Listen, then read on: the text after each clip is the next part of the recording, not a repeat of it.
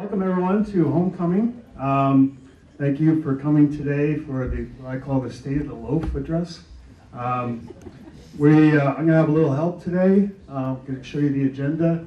I'm going to be speaking. Ethan Austin, our Director of Marketing, is going to come up and talk. Crusher, VP of Mountain Operations, is going to talk about capital improvements. Sam Punderson, Kate's husband, is going to talk about outside real estate. And then CBA and the Ski Club are also having a presentation. I love story. I love that. Now, when I put that ad on, I didn't know it was going to be all marketing pieces from now on. But anyways, it was a tough year, but I think the part that I enjoyed the most is just the feedback we got from all the Sugarloafers, from the effort that we put in, and it was so positive. So that's the part that's the love story. Just give you a recap of kind of how our year went. You can see all the way to the right is a graph of how much snow we received and what our average year is. You can see it's less than 50%. No measurable snow in November, and only 24 inches of snow from February vacation week on. And then if you were up here skiing, I'm sure you experienced a lot of the numerous thaw-freeze cycles. They just kept coming. We kept thinking that, no, the next one's going to be a real snowstorm, and it turned into rain. But the crew did a great job of grooming out, making snow, until the next rain event came. So. And then this is just the graph showing the snowfall for Christmas. You know, our business, we have some major holidays that we need to hit for the year to be successful, and Christmas is our first one, obviously. And you can see how little snow there was to a normal year or average years. We really didn't have any snow till the 28th, I think it was. We had about 10 inches. And if you were here at Christmas, we were barely down to the base lodge. So it was a very unusual year. Results. Across the board, revenue was down, total visits were down, lift ticket revenue, F&B, lodging revenue, everything suffered because of the weather. So it was a tough year. We'll talk about that a little bit later. But Season Pass did well. And it's been doing well year over year. And one of the things unique to us is that for our total revenue that we get from lift tickets and Season Pass, more than 50% of that comes from Season Pass holders. So I know that's you folks. We really appreciate that. Compared to other resorts, Sunday River, it's about a third, and Loon is about 20%. So we really rely on Season Pass revenue and Season Pass holders. GSS, this is a metric that we use to measure our guest satisfaction. It's guest survey score.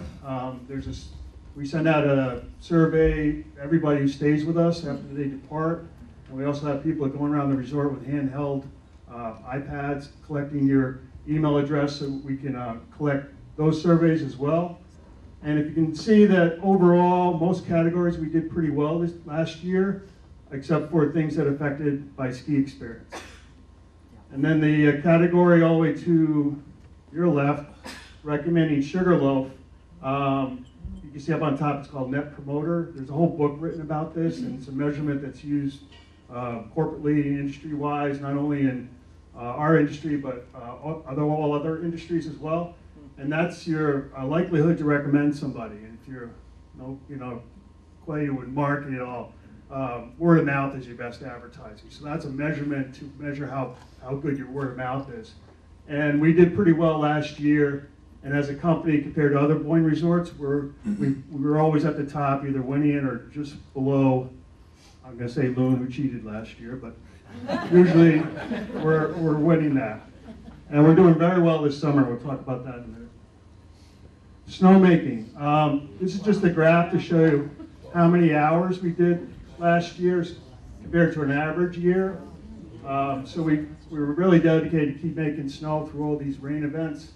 First time ever in April that we made snow. And the other good thing about it is electricity prices were low last year. And they've been low for the last 2 years. 3 years ago they were really high and they were spiking a lot. We anticipate they'll stay relatively low, but you never know. That's a big unknown for us, and it really affects our operating when it changes. Events. Going back to the Net Promoter, one of the things we see in the year where our Net Promoter scores kind of drop is during holiday periods. Because typically people are up here for a vacation period for a week or so, and they're looking for more activities than just skiing. So we made an effort this year to do some more, we call it animation of the resort, tree lighting ceremony we had, s'mores on the beach, moonlight climbs, and then we also added some new events that we hadn't had before. The Downhill 24, I think there's slides. Yeah, Downhill 24, which we got a great media exposure on that. It's a charitable event. They used to have this at Mount Abrams, and for the last 3 years, and in 1 year we surpassed all that revenue in 1 year. So it was really well received. And then Reggae Fest was still the 3rd largest in our history, even with a bad year. So it just shows how dedicated reggae people are and how much they enjoy that week. Okay, summer results. Actually, we've had a good summer. Overall, revenue's up 3%. Golf rounds, 14%. I don't know if any of you play golf here, but if you've gotten out on the course, it's in excellent shape.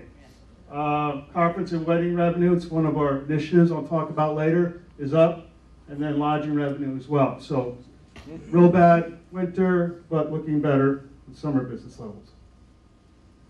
Again, just talking about that Net Promoter, you can see how we're doing this summer compared to some of our other Boeing sister resorts. We're way ahead. And that's a tribute to the staff. We had a concerted effort this year to make the resort look nicer with landscaping and so forth, and some free concerts that we did. So that's reflected in these scores. Now we just got to keep it up through the winter. Summer events, I just mentioned, Sugarloaf Marathon had another record year. It was sold out in February? March, I always get that wrong. March, we had some new events, summer concert series. There's some free concerts right up on the beach. They average about 350 people per show. We were thinking about 100, so that exceeded our expectations. Got a new trail race this summer. Again, we're thinking 50, 75 people, 175 people came. And then we just had a mountain bike festival last week.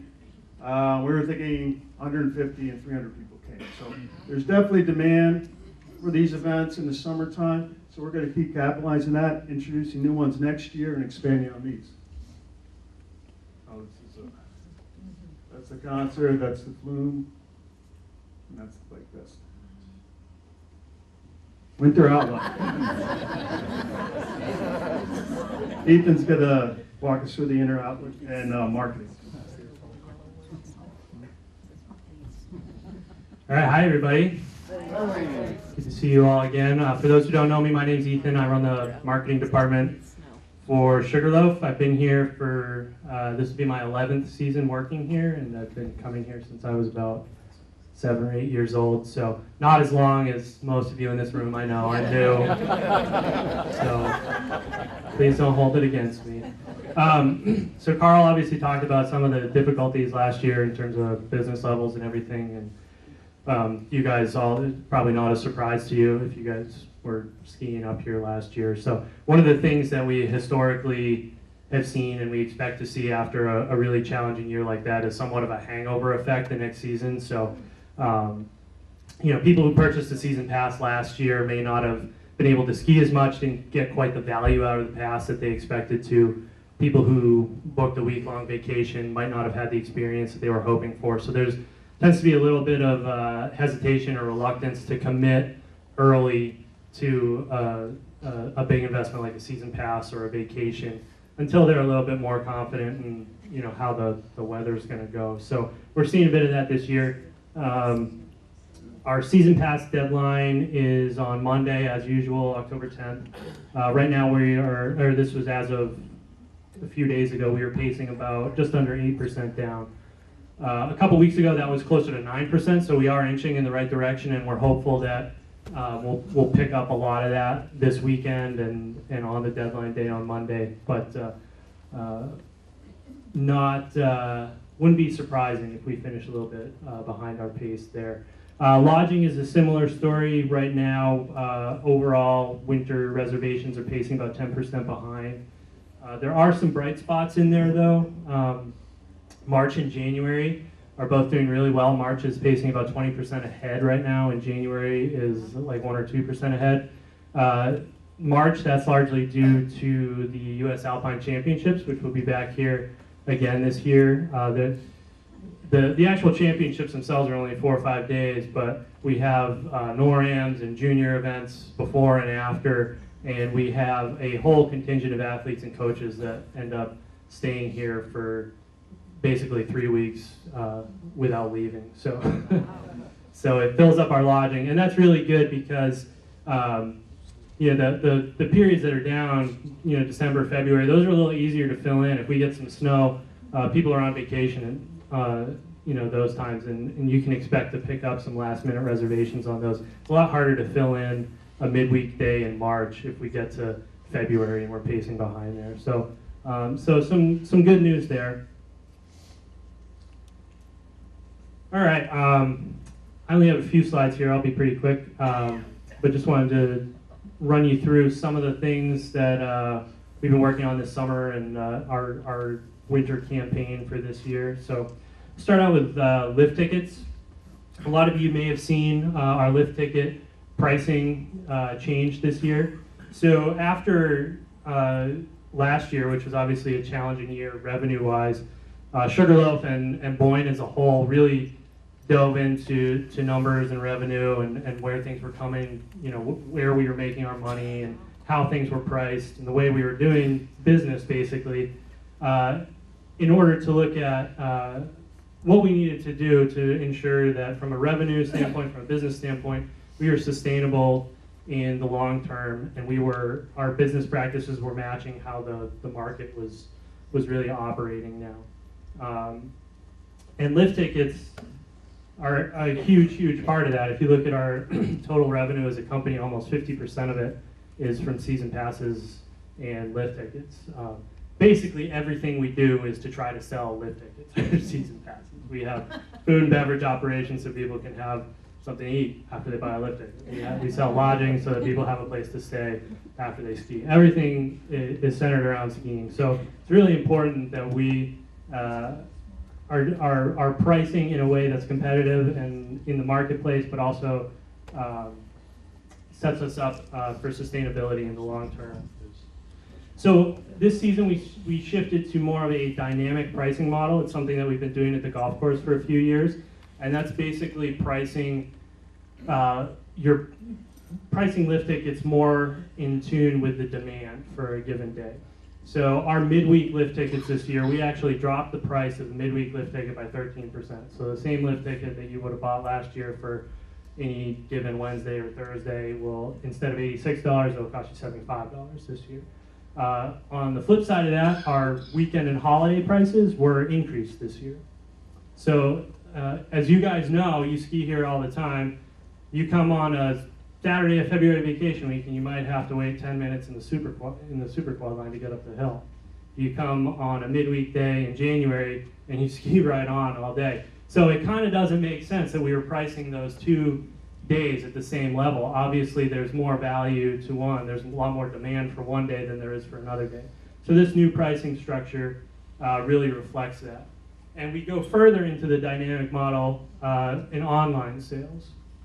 So we have a new partnership with a company called Utopia, and we'll be selling all of our lift tickets, not all of our lift tickets, but we'll be selling lift tickets online through Utopia, through our website, partnering with Utopia. And if you buy your lift tickets online, you can buy them right now. You could buy a lift ticket for a day in March right now, and you'll save a ton more. So you could buy a midweek lift ticket in January right now for something like $43. So the idea there is to incentivize people to purchase a lift ticket earlier, lock in that date, and help us weatherproof ourselves a little bit so we're not getting to the day before a Saturday when the forecast is for rain and everybody decides to stay home. We have some people committed they paid a much lower rate, but they're committed to that day. So that's the idea there.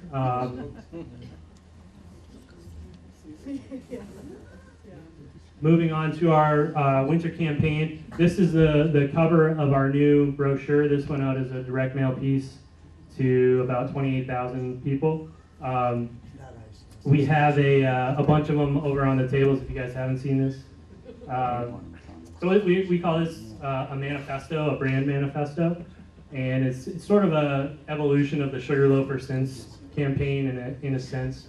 And one of our mantras in our department is that people don't buy what you do, they buy why you do it, which is from a TED Talk by a guy named Simon Sinek, if you guys are interested. I didn't make it up myself. But really, it's really true. People don't ski here because we have X number of vertical feet or we get a certain amount of snow every year. People ski here because of who we are and who you are and what the community is and what drives this place. People come here because of why we do what we do. So this was just a basically kind of a crude, in-your-face way of saying why we do what we do. And we posted this on Facebook a couple weeks ago, and it got a huge immediate response. Shared 236 times, reached 45,000 people in just a couple of days, and that was all organic. We didn't pay to promote that at all. So it seemed to resonate really well, and it's something that you'll see in different marketing pieces throughout the winter. These are the new banners up on the buildings in the village. If you guys haven't been up there, you can go check those out today. These are shirts that we'll be wearing at the Boston Ski Show this year. So we're carrying elements of that manifesto through different pieces and showing how it applies to different aspects of what we do. And then just to give you kind of a quick little rundown of the way we're trying to reach people. Email is a hugely important marketing tool for us. It's very cost effective and produces actually great results. We can actually measure revenue from an email campaign that we send out, and it's tremendously effective. Even if it might be annoying, it's tremendously effective. So this year we invested in some new email templates, better responsive templates that'll be easier to read on your phone. Most people are receiving email on their phones these days, so it's important to have something that's readable on a phone. Working on targeting what we're sending better to people, and doing some work in our database just to optimize our open rates and make sure we're being as efficient as possible. Social media, we've been successful there. We're going to continue to invest in producing really high quality content, things that are shareable, things that are really compelling.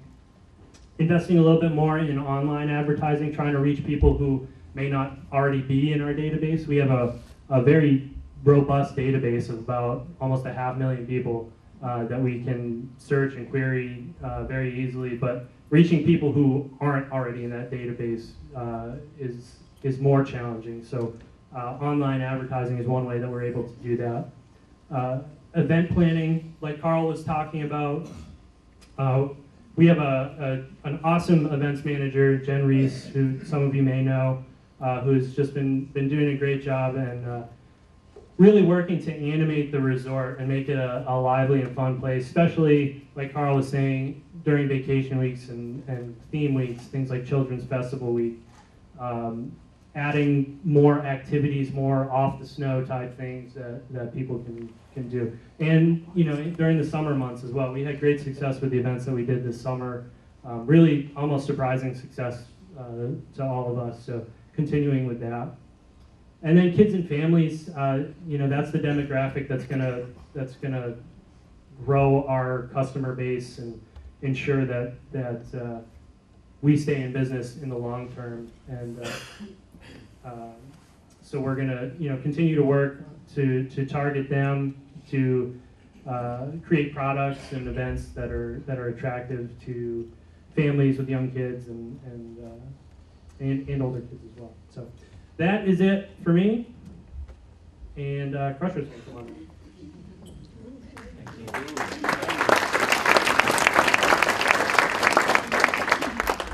Thanks, Ethan. Good morning, everybody. Good morning.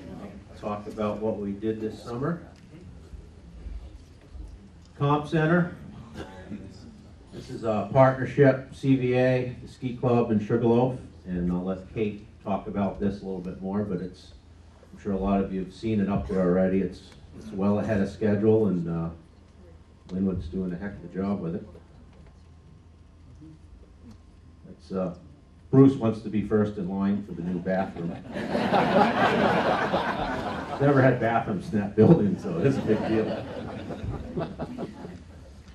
Summer maintenance. We put a new calm line on the Super Quad, and this gives us the ability to, when it does those nuisance stops, we know exactly what tower to go to, where it tripped, whatever, and we're trying to end all those nuisance stops.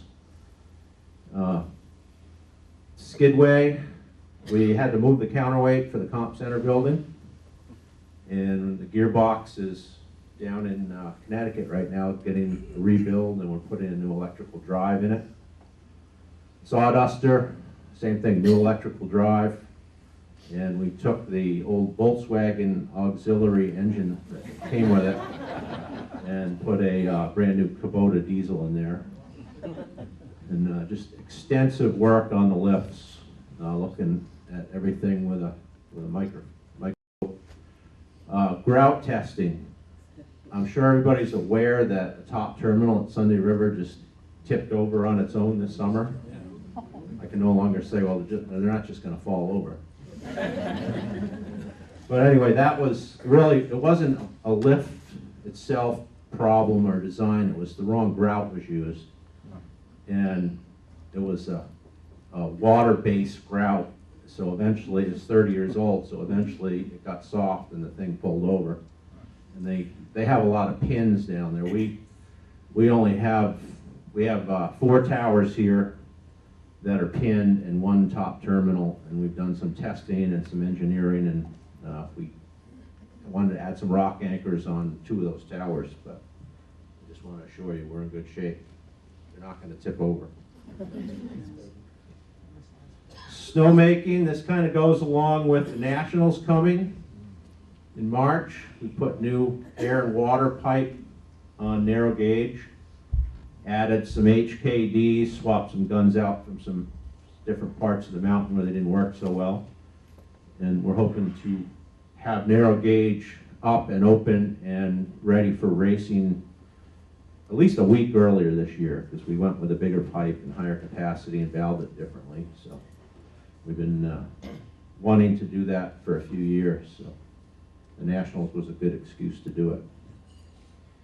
And then again, a lot of maintenance on snowmaking. We still have 2 pumps out at Ingersoll Rand being rebuilt, a lot of compressor work, a ton of hydrant replacements going on. Just trying to smooth it all up again. Glade cutting, we just started on the Glade a couple weeks ago. Continuation of the Burnt Mountain Glade. We haven't named it yet. And we will get it extended up to where the summit opens on Burnt Mountain next summer. And we're doing a new skin track, parallel and glancer to get to Bullwinkles, and then people can go up Timberline if they want to go all the way to the summit. Huge demand for skinning. We formed a committee with a bunch of local skinners. A lot of people that skin every weekend got together, got some great ideas, and going to keep moving forward on that. Obviously, last year was a tough year skinning because you had to go up Tote Road, and I know it was kind of cramped. Some more Glade cutting going on there. The pitch of the new Glade, it's kind of like King's Landing. It's a nice steep pitch, then it mellows out a little bit. It gets steeper again. A little more wide open.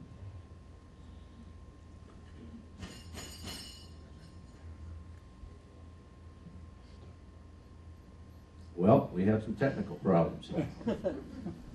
Here we go. Building updates.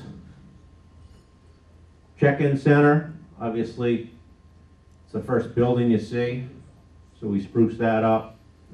Goes along with, you notice the grass growing right to the pavement this year. We did that the day after we closed, hydroseeded it, and it just made a huge difference in the arrival coming up the access road. Base lodge is all painted. Obviously, the new comp center made the old base lodge look a lot uglier. So, got a good coat of paint on that. It's looking good. The Cool Signature store up in the village, that's our hottest selling brand in the ski shop. So it's got a standalone store there in Village South now, and just gives you more options. All right, Carl. Thank you.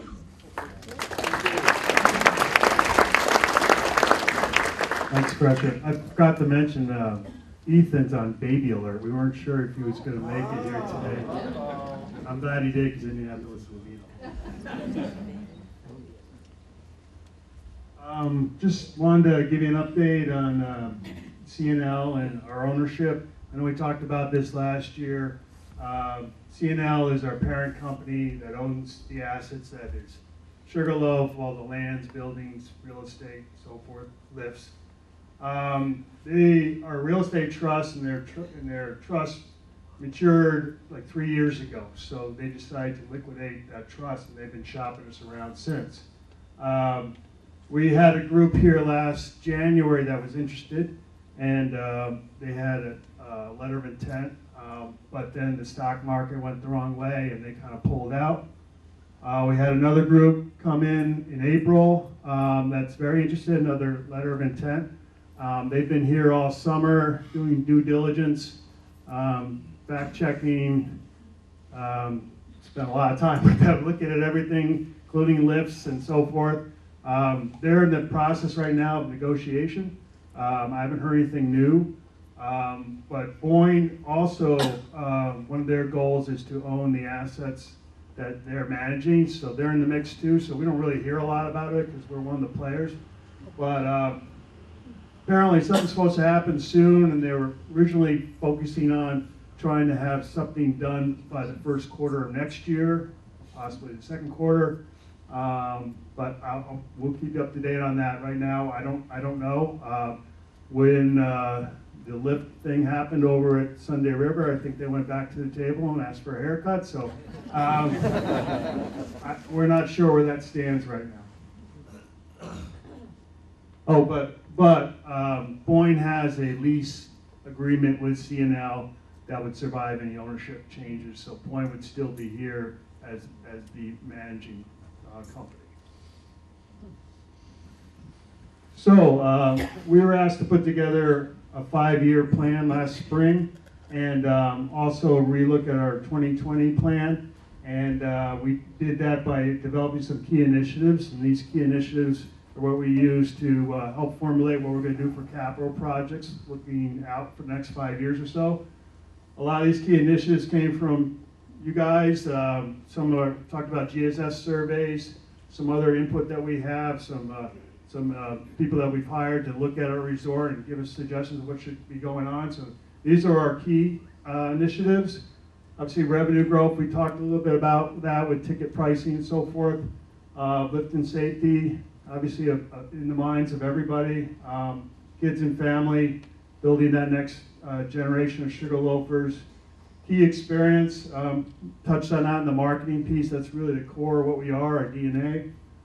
Village and resort enhancement, that's just adding value. That's painting things, making them look nice, seeding the road, that type of thing. And then summer business, which I think is a big opportunity for us. It's not a big revenue per se in terms of summer versus winter, but what allows us to do in years like last year would just buffer us to some of these weather variations that we're going to continue getting. So we want to build the summer business. So doing that, we put together this proposed timeline of capital projects. And these are just proposed capital projects, but we color-coded them by the initiatives, so you can kind of see how we're trying to space these out based on all those different initiatives. So last summer we did the King Pine and safety upgrades. And you can see in 2016, there's nothing, right? Why is that? Because we had a bad year. So a lot of these are based on, the scenario that we have a good year and that our ownership allows us access to capital. So this is a proposed thing. It's not, it can change, but this is kind of what we're thinking. So next summer, we want to have build a cat skiing up to Burt Mountain, kind of on the left side, so we can get right underneath the summit and access that part of Burt, where a lot of people can't get to. We'll open up that in. Bullwinkle's Road and restaurant upgrades. That's to increase our summer business.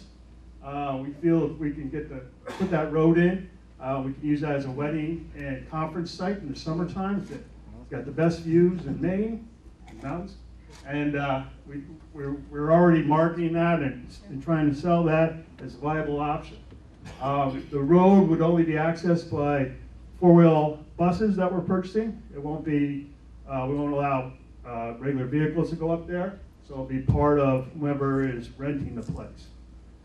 Comp Center kitchen, and I know they'll talk about that later, but there's a new room in there that can house conferences, 120 people, 150 people, and there's a space there for a kitchen, a fishing kitchen, that we would use in the summertime and also promote conferences there.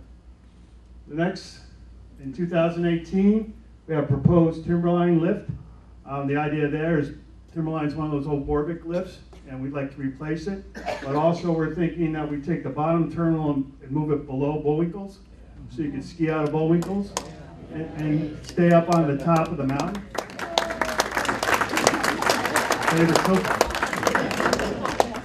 And that would relieve a lot of congestion on Super Quad, so you don't have to ski all the way down to back. Next is resort enhancement, looking at Widowmaker and Narrow Gauge. They just need a refreshing upgrade. Narrow Gauge, when you walk in, that big thing that you see there, the logo is a beer keg cooler. We can relocate that and open that up so it's more inviting. The Widowmaker needs some branding. It's kind of all over the map. It's been decorated by Bud Light for years and years. And then the other idea is up on the top of Widowmaker, unless you like Bud Light. There's a kind of a patio space out there. We're thinking about expanding the bar up there and allow access out on that patio space, which has great views of Sugarloaf. So that's the idea there.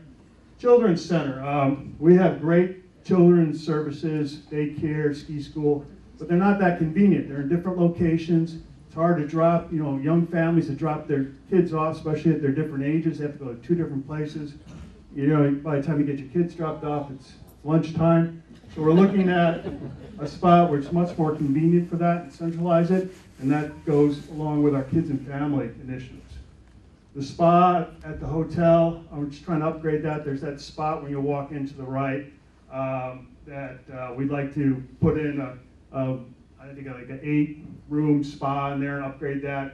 And that would complement what we're doing in the summertime with our golf course and our conference business, but also weddings.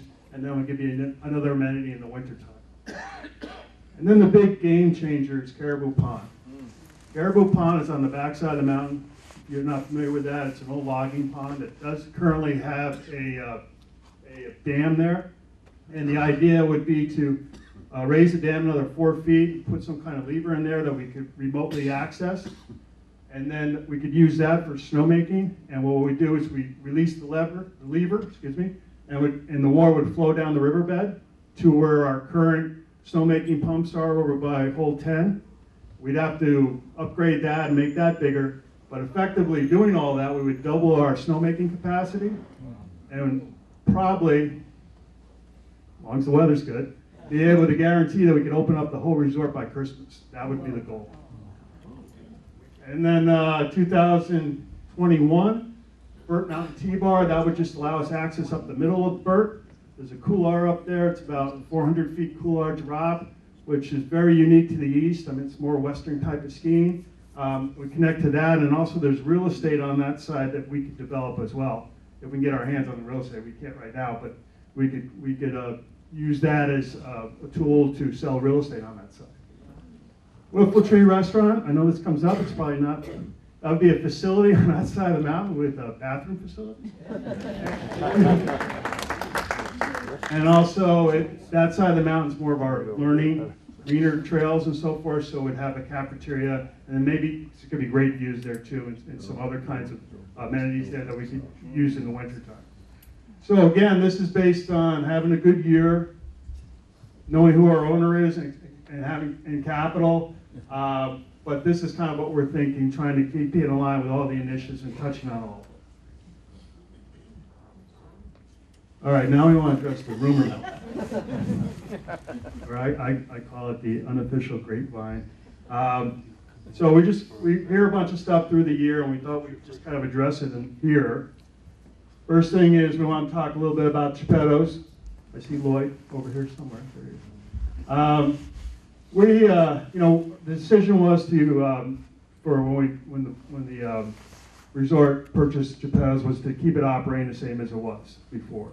We had a difficult time doing that. I mean, Lloyd, Tiger, they were the personality of that restaurant, and I don't think we did a very good job doing that. And looking at the business levels, it wasn't really sustainable for us. So what we tried to do this summer was shop it around to a third party to see if somebody would come in and bring the vibrancy back to that space. And we had a couple people that were very interested, but just the timing didn't work. So we're going to open it again this year, Geppetto's. We're going to refresh the interior and the menu, and continue looking for somebody to come in there and open it up for next year. Snowmaking. I've heard this a lot. I was just at the War Department meeting. Are we concerned about it? Sure we are. But if you look at history, November is one of the wettest months of the year. And traditionally, we've gone into drier periods than this going into November. So are we concerned? Yes. Are we worried? Not really. I think, Mother Nature, she brought it last year. We'll bring it again this year, and we'll have an adequate amount of water. Currently, right now, we have our license with the DEP is a certain amount of water flow that needs to go by where we pump it. We have not been below that all summer, and we're actually quite a bit above that. So we've never been in danger of not being able to pump water. There was a period this summer where the town came to us and asked us about it, and we voluntarily stopped irrigating the golf course for a while for a perceptual type of thing, but we never were below what our requirements are. So just want you guys to know that. We don't know either. Sorry. I hear rumors as well. I hear there's a co-op being formed, but I don't know a lot about it. But it's kind of what we know on this one. So it's unfortunate. The ski industry in Maine, we don't want any ski industry place to fail. Doesn't help any of us, but we don't know anything about what's going on. And I don't think how you could last winter with the communications. So pretty bad. Charity Summit. Going to have that again this year. It's the 17th year. Last year, if you went, I think it was a great event. It will continue to benefit Maine Cancer Foundation and the Martha B. Weber Breast Care Center. At the end of the season, Martha and Bruce announced their retirement. So we want to thank them for all the years and hard work they've put into that.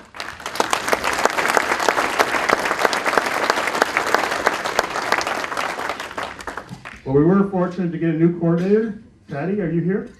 There she is. She's got a great resume, and she's, knows people here, right? Everybody remember when she was about this old? So we're very excited about her coming on board. And next, Sam's going to come up. Kate's wife. I didn't put Kate's husband in.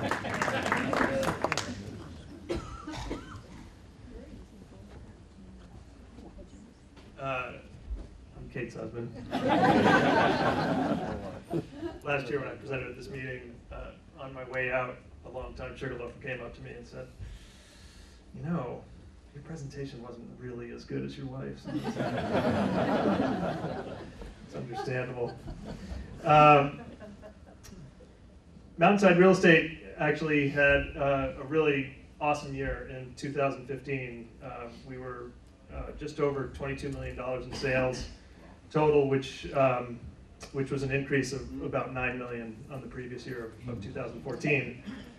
And this year we're ahead of our 2015 numbers.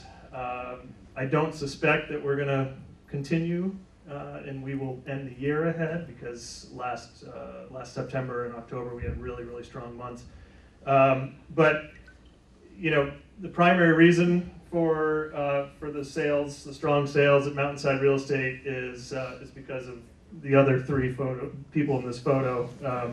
You know, the Mountainside team just does a fantastic job. The veterans in the office are pretty awesome people, and they do their job in a very understated way, but aggressively and effectively, for sure.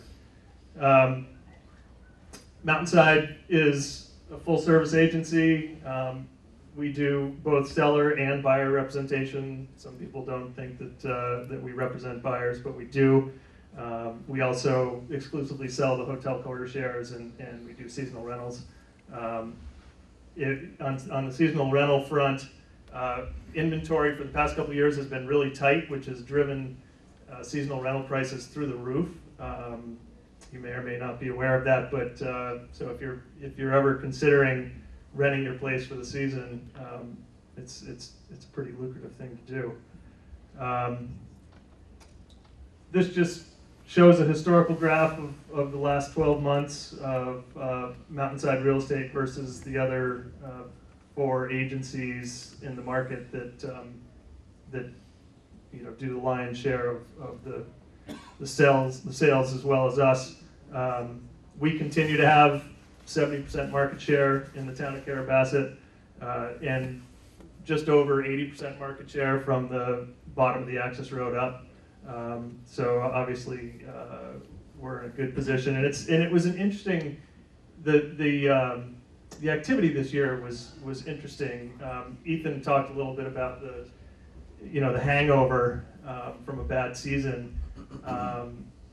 January and February of this year were incredibly slow. We entered our first week of March actually about 60% down versus the year before, 2015, and then by the first week of June we were 20% up.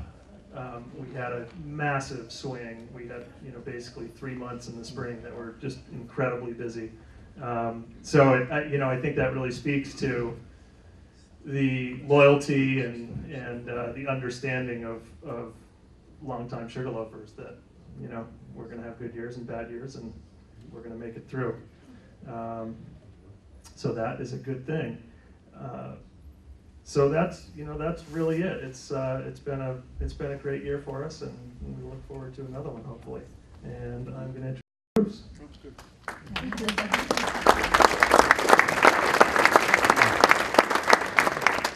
Thanks, Sam. First of all, my name is Bruce Miles, current president of the Sugarloaf Ski Club. And for the last 6 years, I've been coming up here and wearing 3 hats.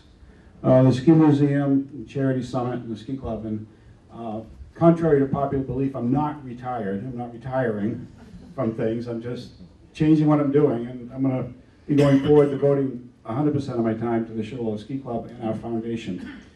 It's been 67 years.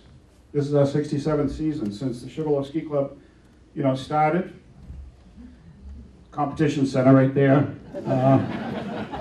The new one, which Kate will talk about, is definitely a little more upscale. Some of you may have been around when this was happening in 1950, but I wasn't. But anyway, the ski club, we're really excited about this new competition center, the Bill and Joan Alphon Competition Center that CVA has spearheaded basically to make it happen this summer. It's been a dream of mine for about 20 years.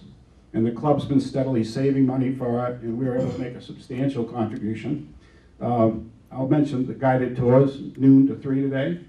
Kate's going to talk a lot more about that. But the ski club, now that the competition center dream is behind us, we are going to be focusing our efforts with our foundation, the Sugarloaf Regional Ski Education Foundation, to lead the charge to make skiing really affordable for local kids, skiing and riding. And we're going to need help. We have a donor who has said that they're very interested, so to do the lead on raising some funds.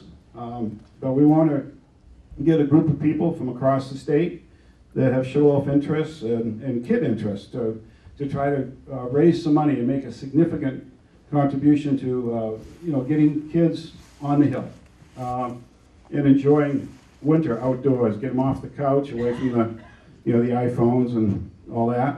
So we as a ski club over the years have been, giving out, administering over $30,000 a year in scholarships. Well, this is going to be a big, big increase in that. So I'm asking any of you who would like to be involved going forward, either in an organizational way or in a financial way, to let me know. Contact me at the ski club. So it's very exciting, and I think it'll be a good legacy for the club. We've been very pro-kid for 67 years. We want to continue. So the ski club has a lot of stuff going on. The newsletter is out. It's at the ski club desk up in the base lodge. Stop by, say hi. If you haven't renewed this year, you can do that today, or you can do it online. We survive by memberships. We have about 450 families and individuals that add up to about 1,400 people. But we can always use more, and we do have a good time. So thank you. I'm going to introduce Kate now. She's going to talk about CVA and the new competition center.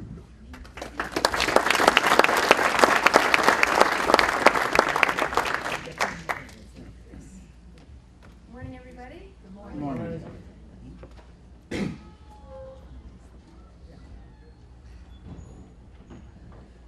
Okay, there it is. You saw the original comp center, and there's the new comp center. I'm so grateful for this opportunity to share CVA's enthusiasm for this project, and also our gratitude to Sugarloaf for all of your support of it. As you heard, the CVA Board of Trustees has long supported the ski club's vision for a new competition center. And in May of 2015, we did receive an incredible gift from the Bill and Joan Alphon Foundation in support of this project, such that the CVA board, bolstered again by the support of the ski club and Sugarloaf, launched into this project. And this long-awaited dream is finally a reality. Ski club had the vision, the academy took the reins, and the town and Sugarloaf and Boyne and CNL has been nothing but supportive. So with blessings from all the parties, we formed a fundraising committee, a building committee. Our business office secured financing, permitting, insurance, and supported the construction of the building. The lead architects on the project are, many of you know, Rick Gaduti and Maggie Stanley from the Portland-based firm Gaduti Thomas Architects. Local Linwood Doble serves as the construction manager, and he's leading a team of very talented craftsmen that are primarily local. The construction is on schedule. We broke ground on May 1st, and the building will be complete on November 15th. Fundraising for the project has gone incredibly well. We've raised $2 million from 185 donors, almost all of whom are ski club members.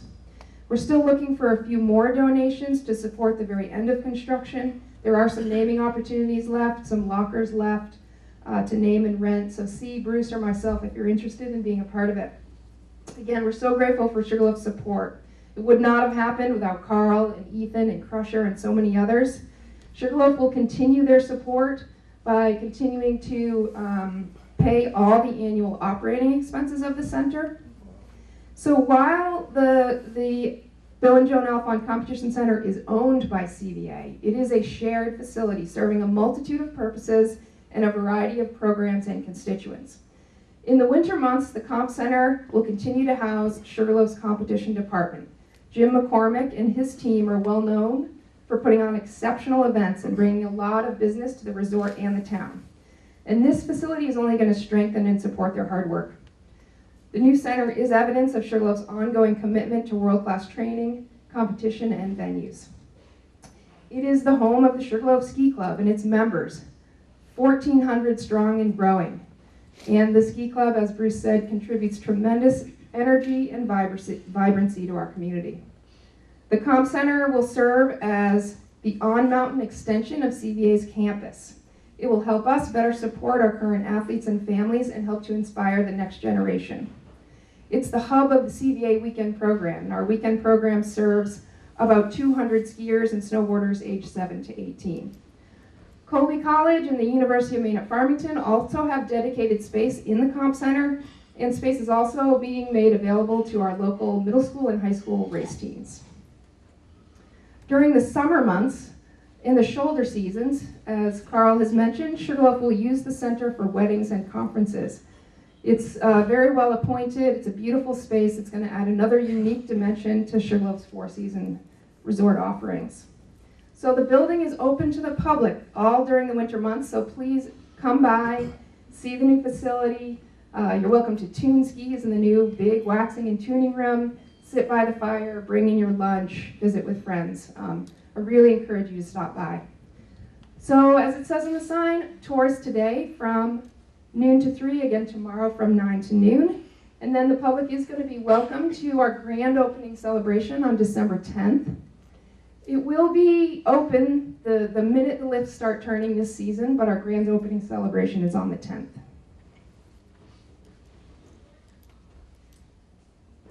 So last year at this meeting, I was able to announce to you that the United States Ski and Snowboard Association, or USSA, recognized CVA as a gold level club, one of only 18 in the country.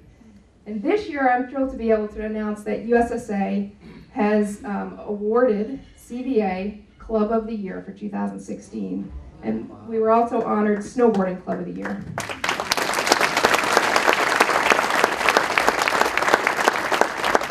It was pretty special. In May, I got to go out to Park City and represent the club and get that award. It is, the two awards identify CVA, along with our partners Sugarloaf and the Ski Club, as the nation's top ski and snowboarding club for the year. It was based on our values, on our organizational strength, on the quality, strength, and breadth of our junior programming, the quality of our coaching, and the quality of our venues and athletic performances. CVA is only the third Eastern club to win this award since 1998. And really, this award belongs to all of you. Without the support of Sugarloafers, it never would have been possible, and we look forward to celebrating our Club of the Year status with you all year.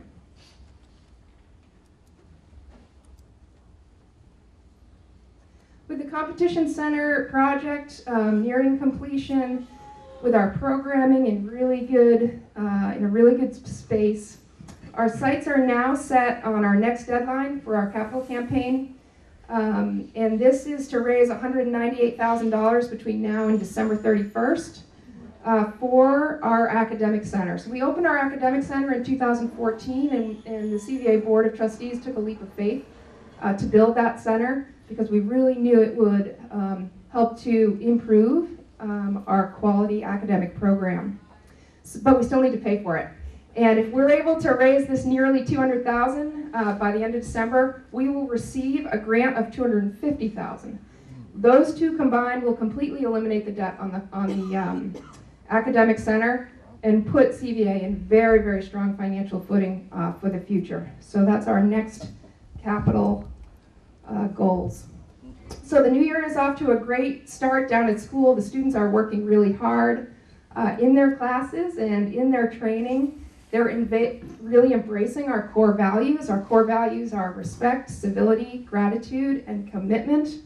And CVA continues to be honored and so grateful for the opportunity to facilitate economic growth in our area and provide exceptional educational programming for your kids and many generations to come. So thank you so much for all your support, and see you on the slopes.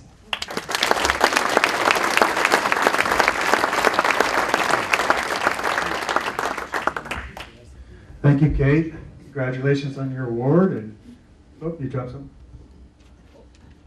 And the Comm Center. So this is the period where we open it up to questions. Yes, sir. When's opening day? 41 days. Correct. Oh, it was a quiz. No quizzes. Anybody else? Yes, sir. there's a forecast that the temperatures this winter will be 3 to 5 degrees lower than last year, and that the Northeast will have snow after snow after snow. How confident are you in that projection? I love that projection. I've heard similar things. There's all these metrics of, that's why it's great to be a weatherman, because you can just blame it on things when they're not right. But that's the same thing I heard. Cold, and the almanac said we're going to have, that's the best weatherman we have. Yeah, one of the interesting things, for this September through today, the average temperature compared to last September is about 4.5 degrees lower. Wow. Why don't you hire him? Thanks. Yes? How about getting the manifesto in a poster size that we could hang in our condos? Ethan? Sounds good. Yeah, we got great feedback on that. The only thing that Mr. Gertrude didn't like was it's not ice unless there's fish under it. We're trying to make the snow surfaces better, and you guys put that, it's a joke. Anybody else? All right, great. Well, enjoy the day. There's a lot of yes, sir. If the sale were to go through, CNL sale, will it remain a REIT and then have to be resold again in 3 more years? I don't believe so. The current people are looking at aren't REIT. They're more just traditional bankers. So I don't think so. But they, never know. They could try to flip it. Who knows? Yes. Did you have a question? Okay. All right. Oh, sorry. If my memory is correct, you used to have a pass that was for recent graduates of college, and that was eliminated this year. And since that time was perfect for my son who just graduated, it just seemed like a great idea, because they're going from a heavily discounted pass of like $400, and then suddenly it triples. And a lot of these kids that just got out of school, that's tough. They want to keep skiing, but now their cost is tripled. I'm going to let Ethan address that, because we put a lot of thought into that. Yeah, totally hear you. And for a select group of people, the graduate pass was a great product. We got rid of it basically because we hardly sold any of them. Very few. I mean, less than 100 of them total. That said, we've been working for a couple of years to try to come up with a 20-something pass that sort of addresses that need that you're talking about. We haven't been able to land on it yet on a product that works for all 3 resorts, that fits within the structure of the New England Pass. So we're still working on it.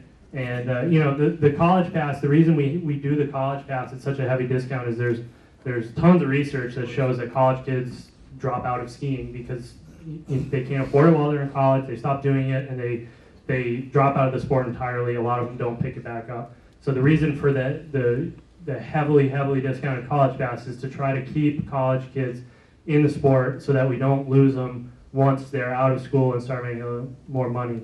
That said, kids graduate college now, and they're usually poorer than they were when they were in college.